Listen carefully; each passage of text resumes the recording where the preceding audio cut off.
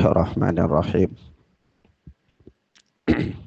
Assalamualaikum warahmatullahi wabarakatuh. Walhamdulillahi hamdan katsiran thayyiban mubarakan fih kama yuhibbu rabbuna wa yarda. Ashhadu an la ilaha illallah wahdahu la syarika lah wa ashhadu anna Muhammadan abduhu wa rasuluh sallallahu alaihi wa ala alihi wa ashabihi wa man tabi'ahum bi ihsanin ila yaumil qiyamah. Amma ba'd. Ikhwan wa akhwat rahimani wa rahimakumullah. Kita masuk pada bab yang baru dari kitab kita, yakni Syarhus Sunnah oleh Al-Imam Al-Muzani rahimana wa rahimahullah. Berkata Al-Imam rahimana wa rahimahullah,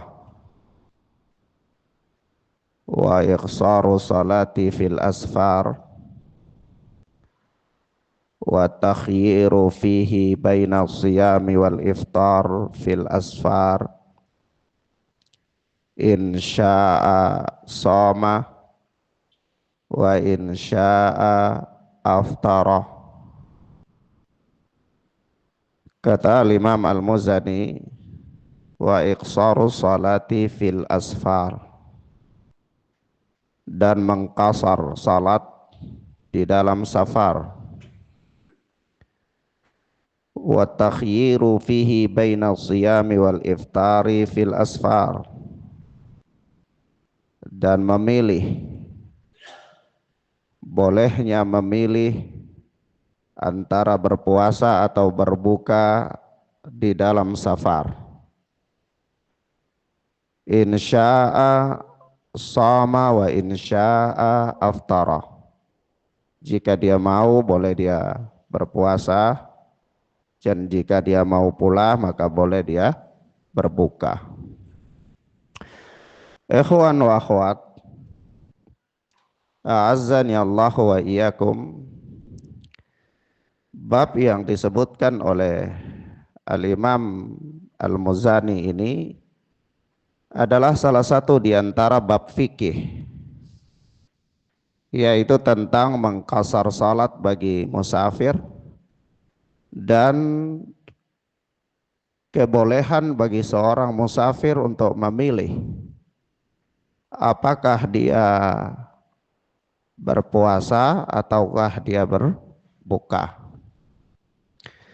Tentunya kenapa persoalan ini disebutkan oleh Al-Imam Al-Muzani di dalam kitab Aqidah, padahal dia adalah bagian dari permasalahan fikih.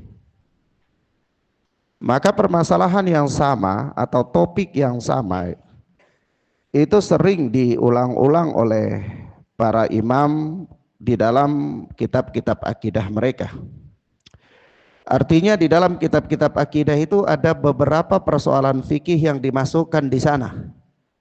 Seperti di dalam Syarhus Sunnah Al-Barbahari ada permasalahan nikah harus dengan wali, permasalahan sahnya sholat menggunakan sirwal, celana, ya. Kemudian begitu pula di dalam Syarhus Sunnah Al-Muzani ini ada masalah qasar salat bagi musafir, ada masalah boleh berbuka atau tidak berbuka bagi orang musafir ketika dalam Ramadan. Ini semua adalah kitab bahasan fikih. Ya. Maka kita katakan ada beberapa hal penting yang harus kita pahami. Pertama, bahwa prinsip umum di dalam kitab akidah salaf prinsip umum di dalam kitab akidah salaf itu tidak semata-mata menyebutkan persoalan tauhid secara teoritis saja, tidak. Tetapi di dalamnya ada, pertama, prinsip manhaj. Kedua, ada syiar sunnah. Yang ketiga, ada pembeda antara ahlus sunnah dengan ahlul bid'ah. Dan yang keempat, ada bantahan terhadap firqah-firqah yang menyimpang. Ya. Sehingga kalau ada sebagian masalah fikih yang dia bukan akidah tapi diletakkan di dalam bab akidah, maka itu pasti dia masuk di antara beberapa prinsip ini. Bisa jadi dia di antara prinsip termasuk syiar sunnah, syiar ahlu sunnah, atau bisa jadi dia adalah persoalan yang membedakan antara seorang ahlu sunnah dengan ahlul bid'ah, seperti sikap terhadap pemerintah, ya, sholat di belakang penguasa yang dolim, ya, walaupun dia mungkin bukan persoalan akidah, ya, secara langsung. Atau bisa jadi dia adalah bantahan terhadap firqah-firqah yang menyimpang, yang mengingkari persoalan tersebut. Mahfum ya ikhwan?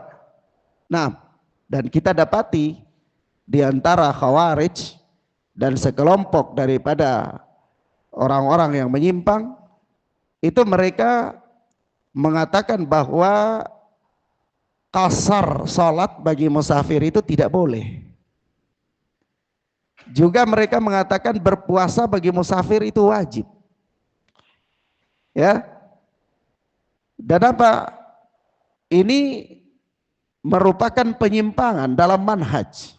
Maka dari itu Al-Imam Al-Muzani menyebutkan bab ini dalam kitab akidah karena topiknya adalah terkait dengan persoalan manhaj. Mahfum ya? Ini prinsip utama yang tersebut di dalam kitab-kitab akidah salaf. Yaitu apa?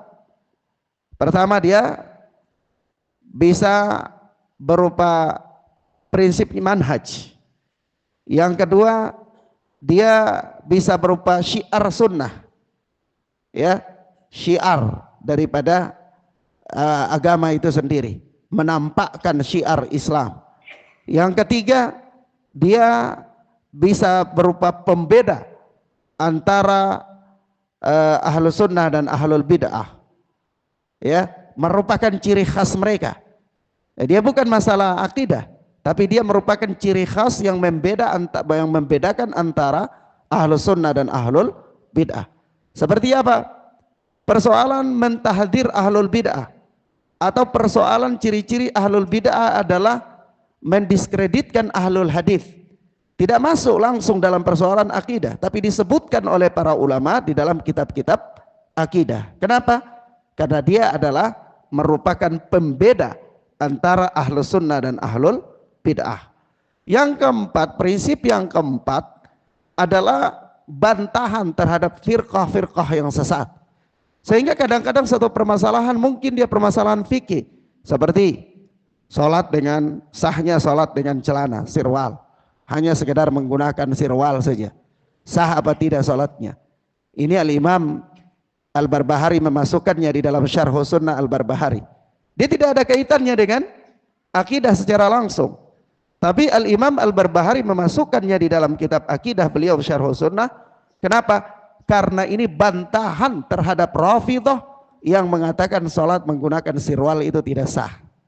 Mahfum ya ikhwan? Paham ya? Baik. Prinsip yang berikut daripada prinsip di dalam kitab-kitab akidah salaf itu adalah menetapkan, ya, atau menetapkan masalah seputar syiar-syiar ahlu sunnah, menetapkan permasalahan-permasalahan seputar syiar-syiar ahlu sunnah. Artinya merupakan prinsip-prinsip ahlu sunnah yang mereka berjalan di atasnya, ya. Terkadang ada sebagian permasalahan fikih yang dia merupakan syiar ahlu sunnah. Di antaranya apa? Menerima rukhsah yang Allah subhanahu wa ta'ala berikan. Ya, menerima rukhsah yang Allah Subhanahu wa taala berikan. Sebab itu kalau kita lihat ya, ada ucapan Al-Imam Ahmad, kata beliau, man raghima an rukhsatillahi fahuwa mubtadi'. Barang siapa yang tidak menerima rukhsah dari Allah Subhanahu wa taala, maka dia mubtadi'. Dia apa? Mubtadi'. Maka di antara kebiasaan ahlu sunnah, syiar ahlu sunnah, itu mereka menerima rukhsah yang Allah Subhanahu wa taala berikan. Ciri mereka dalam beragama itu tidak gulu, tidak mutasyaddid, tidak ekstrim dan tidak berlebih-lebihan. Itu ciri ahlu sunnah dalam beragama. Sehingga kalau ada rukhsah, pasti mereka mengambilnya. Pasti mereka mengambilnya. Tidak memberat-beratkan diri dalam beragama. Berbeda dengan ahlul bid'ah. Mereka memberat-beratkan diri dalam beragama.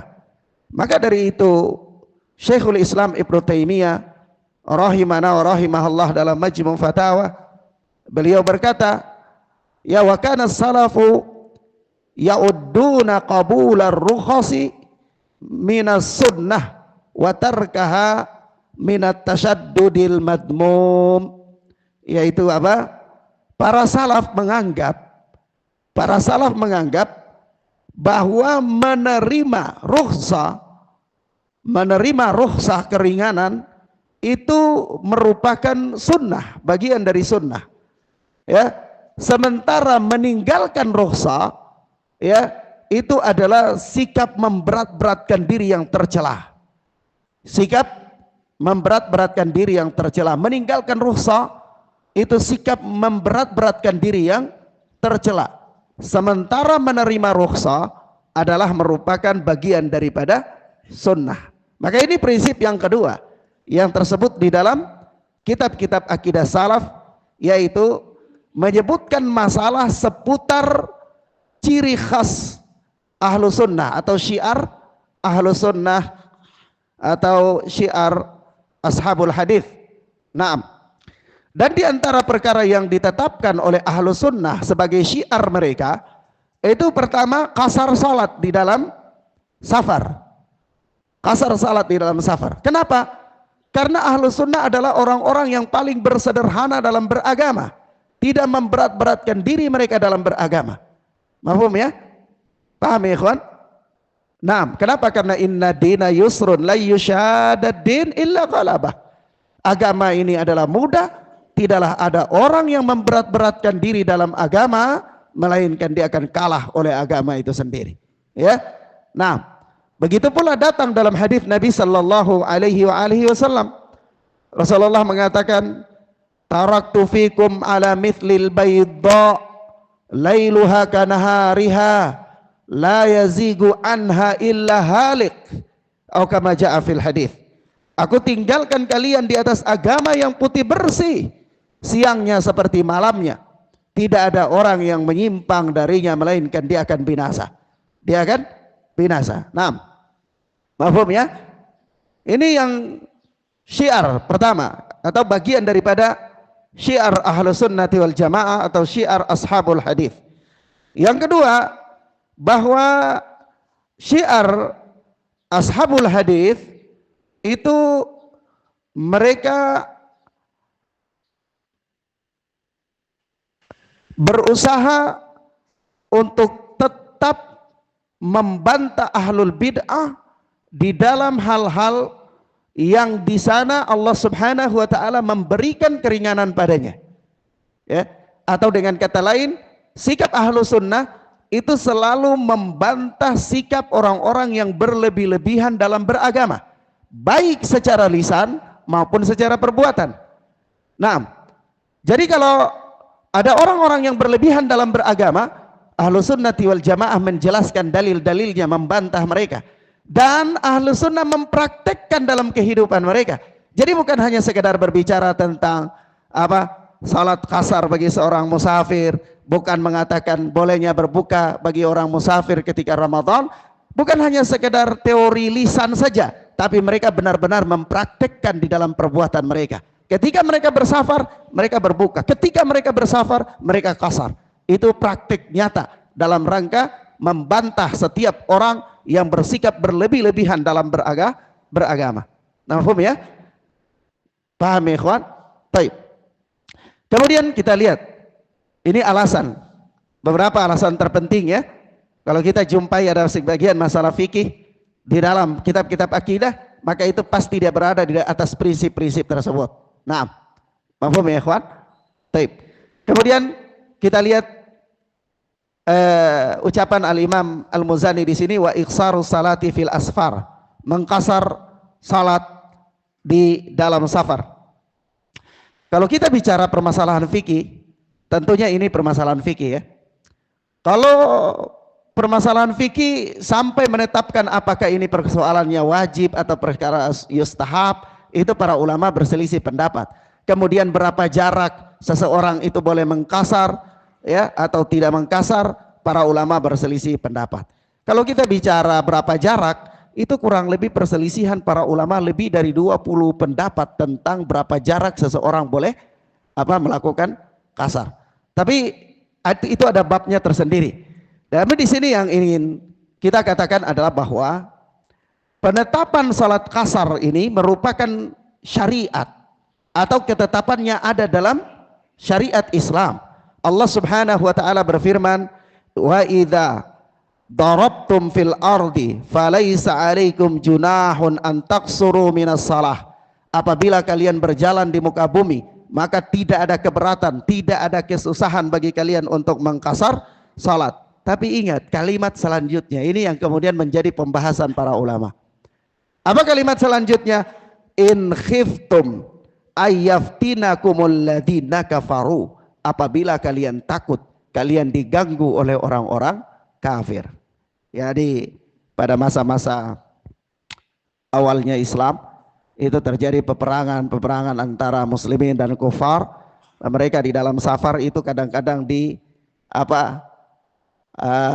ada rasa takut ketika mereka sedang sholat diserang tiba-tiba oleh musuh, atau ketika mereka dalam peperangan diserang tiba-tiba oleh musuh. Maka di sini Allah Subhanahu wa taala mengatakan, wa idza darabtum fil ardi falaisa 'alaikum junahun an taqsuru minas shalah. Apabila kalian berada dalam keadaan safar, maka tidak ada keberatan bagi kalian untuk mengkasar salat. In khiftum ayyaftinakumul ladzina kafaru. Apabila kalian takut kalian diserang atau diganggu oleh orang-orang kafir. Maka asalnya kata para ulama, ketika kasar salat itu berkaitan dengan diganggu, ada rasa takut ya, diserang oleh orang-orang kafir, maka bagaimana ketika kondisi itu telah aman? Apakah orang masih boleh tetap mengkasar salat ataukah tidak? Ya, maka hal ini pernah ya Ya'la bin Umayyah pernah bertanya kepada Umar bin Khattab radhiyallahu taala anhu tentang hal tersebut. Kata dia, ya Allah Subhanahu wa taala memberikan keringanan untuk mengkasar salat itu berkaitan dengan rasa takut. Bagaimana kalau rasa takut itu telah hilang? Apakah masih boleh untuk mengkasar salat? Maka Umar bin Khattab mengatakan, saya pernah bertanya hal ini kepada Rasulullah sallallahu alaihi wasallam sebagaimana yang engkau tanyakan. Maka apa kata Rasulullah sallallahu alaihi wasallam? Sadaqatun tasaddaqallahu biha alaikum faqbalu sadaqah. Itu adalah sedekah yang Allah berikan kepada kalian, maka terimalah sedekah dari Allah Subhanahu wa taala itu. Artinya kebolehan kasar, syariat kasar salat bagi musafir itu tetap berlaku meskipun tidak ada rasa takut, karena dia bagian dari sedekah yang Allah Subhanahu wa taala berikan kepada umat Islam. Naam. Mafhum ya? Kemudian ikhwana fiddin azani Allah wa iyyakum, disebutkan di dalam hadis ya yang dikeluarkan oleh Al-Imam Bukhari dari sahabat Ibnu Umar radhiyallahu taala anhu, bahwa dia berkata, sahibtu Rasulullah sallallahu alaihi wa alihi wasallam fakana la yazidu fi safari ala raka'atain. Saya pernah menemani Rasulullah sallallahu alaihi wasallam, ya, menemani Rasulullah sallallahu alaihi wasallam, maka fakana la yazidu fi safar, maka beliau itu tidak pernah menambah di dalam safar beliau, Ya, beliau tidak pernah menambah di dalam safar beliau itu apa? Lebih daripada ala rakaatain, lebih daripada 2 rakaat. Lebih 2 rakaat apa? Salat. Kalau kita bicara kasar itu kan salat rubaiyah dijadikan 2 rakaat ya. Salat duhur 4 rakaat dijadikan 2, salat asar 4 rakaat dijadikan 2, salat isya 4 rakaat dijadikan 2. Itu namanya kasar. Jadi kata Ibnu Umar, saya pernah menemani Rasulullah Sallallahu Alaihi Wasallam, dan Ibnu Umar menemani Rasulullah itu bukan sekali 2 kali ya. Ya, Rasulullah menemani Rasulullah itu terus menerus ya. Bahkan mau dikata hampir sering ya Ibnu Umar itu menemani Rasulullah Sallallahu Alaihi Wasallam dalam safar. Dan apa kata Ibnu Umar? Bahwa fakana la yazidu fi safari ala rakaatain. Itu Rasulullah itu tidak pernah menambah lebih daripada 2 rakaat ya di dalam safar ketika beliau salat itu. Dan kata beliau wa Abu Bakrin wa Umarah wa Utsmana kadzalika radhiyallahu anhum. Demikian pula ketika aku bersama Abu Bakar, Umar dan Utsman, mereka salat demikian pula dalam safar itu tidak pernah menambah lebih dari 2 rakaat. Ya, tidak pernah menambah lebih dari 2 rakaat. Dan bahkan karena hadis-hadis inilah dan yang semisal dengan ini, sebagian para ulama mengatakan kasar bagi musafir itu wajib. Ya, sebagian mengatakan demikian. Ya, meskipun ini permasalahan fikih ya, tapi sebagian mereka sepakat bahwa kasar bagi musafir itu adalah syariat, ditetapkan dalam syariat Islam. Tapi ketika menetapkan hukumnya wajib apa yustahab, itu mereka berselisih pendapat. Ya, nah bagi orang-orang yang mengatakan rukhsah, keringanan, itu pun mereka mengatakan mana yang lebih utama, mengkasar atau tamam? Maka mereka mengatakan mengkasar yang lebih utama. Kenapa? Sadaqatun minallah faqbalus sadaqah. Ya, itu adalah sedekah dari Allah Subhanahu wa taala, maka terimalah sedekah tersebut. Ya. Nah. Kemudian ikhwan fillah azani Allahu wa iyyakum. Begitu pula Anas bin Malik ya pernah berkata ketika kita bicara tentang jarak ya. Itu Anas bin Malik pernah berkata dari Syu'bah ya. An Syu'bah an Yahya an Syu'bah an Yahya ibni Yazid al-Hunai qala sa'altu Anas bin Malik an qasri salah. Dari Syu'bah dari Yahya bin Yazid al-Hunai, dia berkata sa'altu Anas bin Malik an qasri salah, aku bertanya kepada Anas bin Malik tentang qasar salat. Faqala kana Rasulullah sallallahu alaihi wasallam idza kharaja masirata 3 amyalin aw 3 farasikh. Maka Anas bin Malik berkata adalah Rasulullah sallallahu alaihi wasallam itu mengkasar salat ya, atau Rasulullah sallallahu alaihi wasallam mengkasar salat. Faqala kana Rasulullah sallallahu alaihi wasallam idza kharaja masirata 3 amyalin aw 3 farasikha syu'batu syak shalla rakaatin. Jadi Rasulullah sallallahu alaihi wasallam itu apabila beliau keluar bersafar yakni 3 amyal sejarak 3 mil atau 3 farasikh 3 farsakh, maka 3 mil dan 3 farsakh ini kalau ulama kontemporer mereka menghitungnya, tapi itu juga semua ijtihad, tidak tepat, tapi mendekati itu selalu ada. Karena mereka seiring dengan perkembangan zaman itu dan beralih dari zaman dahulu kepada zaman modern, itu ukuran-ukuran berat dan ukuran-ukuran panjang itu berubah. Dari dulunya apa namanya ya berubah ke kilogram, dari dulunya mud berubah ke liter, dari dulunya farsakh berubah ke kilometer dan seterusnya. Maka itulah kemudian ada perubahan-perubahan dalam penentuan. Tetapi kalau kita lihat di fatwa-fatwa kontemporer itu 3 mil itu kurang lebih 5, sekian kilometer. Begitu juga kalau kita lihat farsakh itu kurang lebih sekitar 16 kilometer 3 farsakh. Ya. Nah, itu kalau kita lihat pada ukuran yang difatwakan di dalam fatwa-fatwa kontemporer. Makanya dari itu saya katakan para ulama ketika berbicara tentang jarak kasar itu kurang lebih ada lebih dari 20 pendapat ya tentang jarak kasar. Tetapi ala kulli hal, kalau kita bicara, kita persempit khilaf mereka dari jarak-jarak itu, dia berputar sekitar dua pendapat saja. Pendapat pertama yang mengatakan adanya jarak, tapi pendapat ini kemudian mereka berbeda tentang berapa jarak. Ya, ada yang mengatakan 80, ada yang mengatakan 60. Kalau hadis Anas bin Malik mengatakan apa? 3 mil atau 3 farsa, kurang lebih 5 kilo atau 16 kilo. Kalau di dalam riwayat-riwayat yang dikumpulkan oleh Al-Imam Ad-Daraqutni, Al-Imam Al-Baihaqi itu mengatakan perjalanan setengah hari. Kalau perjalanan dulu itu perjalanan apa? Kuda, unta, jalan kaki setengah hari, itu kira-kira sampai di mana? Kalau kita jalan dari sini setengah harinya. Seperti larangan wanita nggak boleh bersafar tanpa mahram kalau perjalanannya setengah hari. Ada yang mengatakan 2 hari, ada yang mengatakan 3 hari. Semua hadisnya sahih. Ya, maka bagaimana?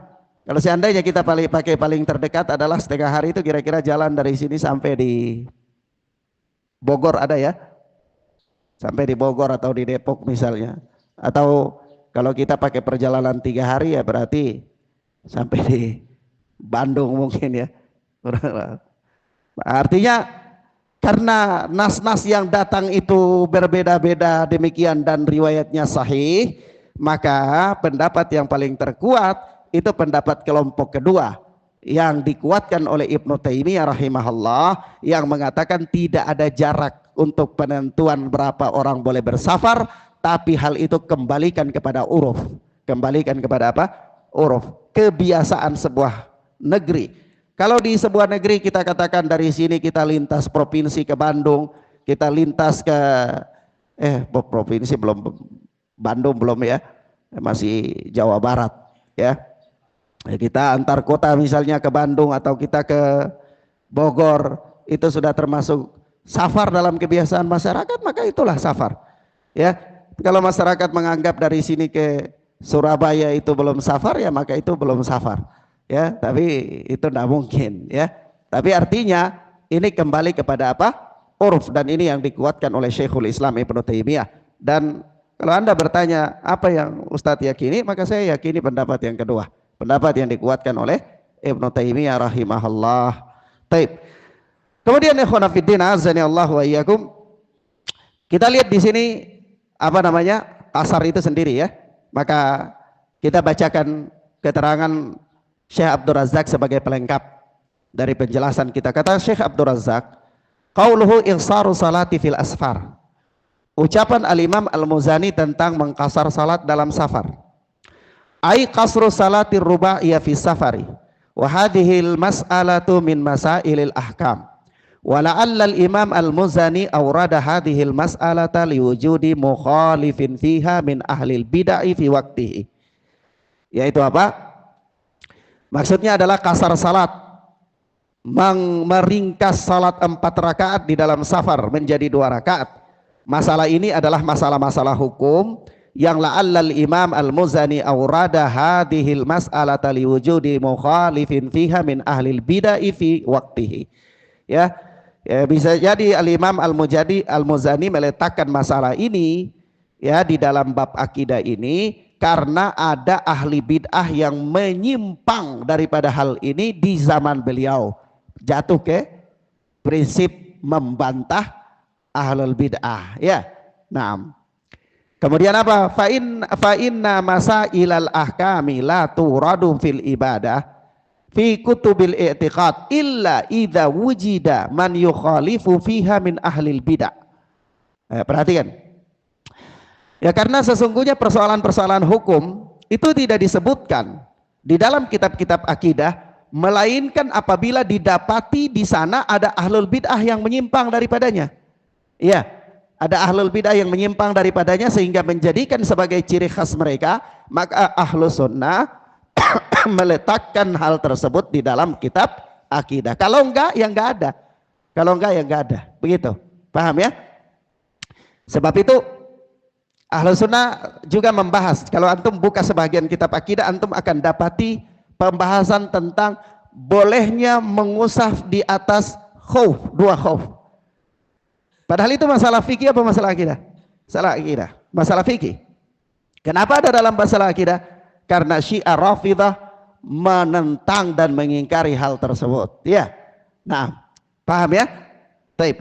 Kemudian kata Syekh Abdul Razzaq, wa yakunu maqsidul ulama ingkara bid'atihi wa bayana anna hadzal amra thabitun anin nabi sallallahu alaihi wasallam. Ya. Sehingga yakunu maqsidu ulama'i, ya, maksud atau tujuan dari para ulama dalam melakukan hal itu adalah ingkara. Ingkara ini dia bukan doma, dibaca fathah karena dia khabar daripada apa? Yakunu. Ya, ingkara bid'atihi, begitu juga wabayana, itu bukan bayanu, bayana karena dia apa? Atafnya ke ingkara. Wabayana anna hadzal amra thabitun anin nabi sallallahu alaihi wasallam. Dan tujuan mereka itu adalah untuk menjelaskan ya perkara-perkara yang telah sahih dari Nabi sallallahu alaihi wasallam. Jadi mengingkari ahlul bid'ah dan menetapkan hal-hal yang telah sahih merupakan syiar ahlus sunnah. Ya. Nah, kemudian kata beliau, wa qauluhu wa takhyiru fihi baina siyami wal iftari insya'a sama wa insya'a aftara. Nah, ini masalah yang kedua. Yaitu apa? Memilih. Boleh memilih bagi seorang musafir itu untuk apa? Berpuasa kalau dia mau atau berbuka kalau dia mau. Ya, berpuasa kalau dia mau, berbuka kalau dia mau. Begini kaidah para ulama.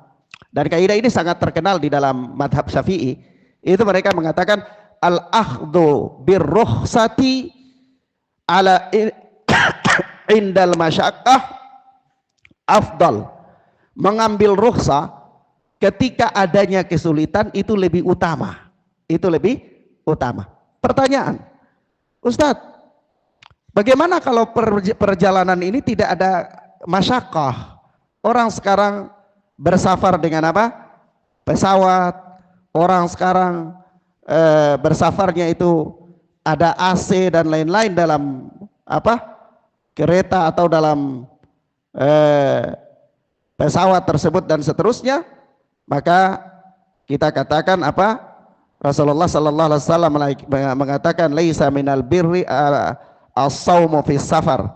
Bukan merupakan kebaikan orang itu dia berpuasa di dalam safar. Sehingga sebagian para ulama mengatakan walaupun perjalanan itu paling mudah bagi dia, tetapi yang afdal bagi dia adalah berbuka. Nah, tetapi sebagian para ulama mengambil jalan tengah. Ya kalau dia lihat berat bagi dia, dia berbuka. Kalau enggak berat ya dia berpuasa. Ala kulli hal ini persoalan fikih, bukan bab pembahasan kita. Ya, tetapi bab pembahasan kita adalah seorang musafir boleh pilih berbuka dan juga boleh untuk pilih berpuasa.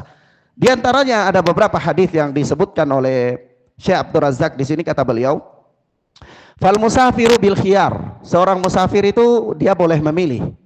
Amma an yakhudha bi rukhsati wa yuftira fi syahri Ramadan wa imma an yakhudha bi azimatin fayasuma. Bil azimati fayasuma.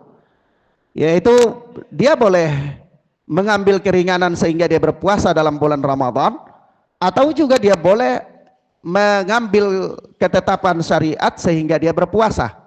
Ya. Wa yadullu ala dzalika ma kharrajahu al-Imam Muslim fi sahih.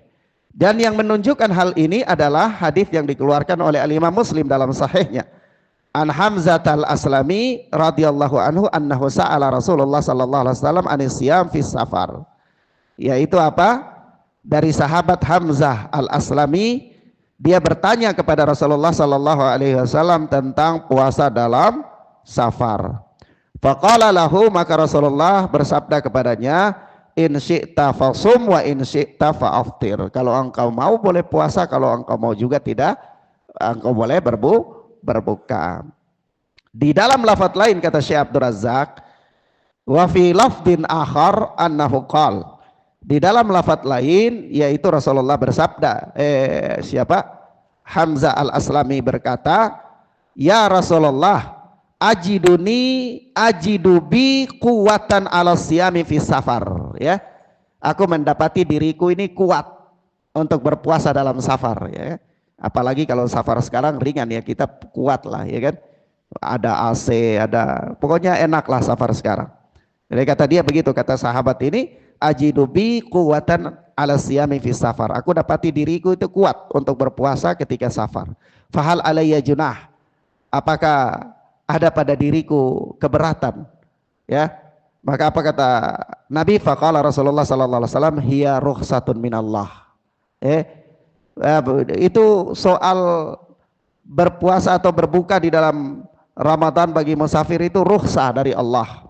Ya, faman akhadha biha fa hasanun wa man ahabba ayyasuma fala junaha alaih.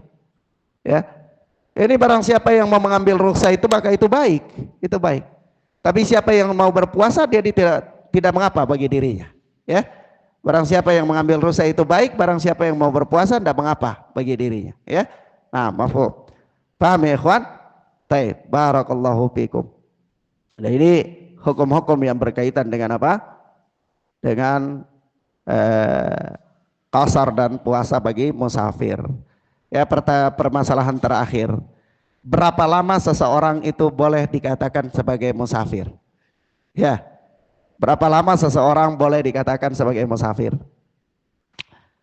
Para ulama berselisih, ada sebagian mengatakan 18 hari, sebagian mengatakan 20, sebagian mengatakan 15. Tapi asal perselisihan mereka itu, pendapat-pendapat mereka itu dibangun di atas apa hadis tentang lamanya Rasulullah di Tabuk, perang Tabuk. Itu di perang Tabuk itu Rasulullah selama itu ya mengkasar salat, maka mereka mengatakan inilah waktu di mana lamanya Rasulullah mengkasar salat. Ya. Tetapi karena datangnya riwayat-riwayat tersebut kadang berbeda-beda, ya maka para ulama mengatakan ini kondisional. Seandainya pembatasan-pembatasan waktu itu bukan sebuah ketetapan syariat. Sebab seandainya kalau waktu itu Rasulullah nginap di sana 30 hari, maka pasti beliau kasar 30 hari. Atau beliau mesti nginap di sana 1 tahun, maka pasti beliau kasar selama 1 tahun. Tapi hanya saja pada peristiwa Tabuk itu beliau menetap sekitar beberapa belas hari itu. Ada yang mengatakan 18 dalam sebagian riwayat, ada yang mengatakan 15 dalam sebagian riwayat, ya, dan seterusnya. Paham ya? Maka pendapat yang paling terkuat adalah pendapat yang mengatakan selama seseorang itu belum berniat mukim, maka selama itu dia musafir. Sampai ke Ustadz, bagaimana kalau selama 15 tahun? Naam, selama 15 tahun kalau dia tidak berniat mukim maka dia masih musafir. Mafhum ya? Baik. Tetapi yang afdal bagi dia yang mana? Ini lain lagi kalau bicara afdal. Ya. Kenapa? Karena kalau bicara musafir itu nanti kan banyak ibadah-ibadah yang dia tinggalkan, ibadah-ibadah yang merupakan ibadah-ibadah sunnah yang tidak mesti bagi dia. Ya, bahkan kalau dia lakukan pun menyelisihi sunnah dalam safar. Ya. Maka dari itu ya pendapat yang paling baik adalah merujuk kepada apa yang diterangkan oleh Al-Hafidh di dalam Fathul Bari, dan ini pendapat yang dipegang dalam madhab Syafi'i, dan saya pernah membaca beberapa fatwa Al-Alama Ibnu Bas terkait dengan persoalan ini, yaitu ketika seseorang dia telah tahu bahwa dia akan nginap di satu negeri selama sekian hari dalam perencanaan dia, maka hendaklah ketika dia menghabiskan atau dia menetap 4 hari di tempat itu, baru kemudian dia berniat mukim sementara di situ agar berlaku padanya hukum-hukum orang mukim. Jadi kalau dia nginap 4 hari maka selanjutnya itu dia berniat untuk mukim sementara. Ya, kalau dia, tapi itu kalau dia sudah tahu bahwa saya di negeri ini kayaknya saya punya urusan 1 bulan ini, kayaknya saya punya urusan 15 hari. Maka pada hari keempat atau hari kelima dia berniat untuk mukim sementara supaya dia melakukan hal-hal yang berlaku bagi orang mukim, tidak bagi orang musafir lagi. Ya. Mahfum ya ikhwan? Baik. Ilahuna naktafi bihadzal dars. Wa sallallahu ala nabina Muhammad wa ala alihi wa sahbihi wasallam. Subhanakallahumma bihamdika asyhadu an la ilaha illa anta astaghfiruka wa atubu ilaik. Wassalamualaikum warahmatullahi wabarakatuh.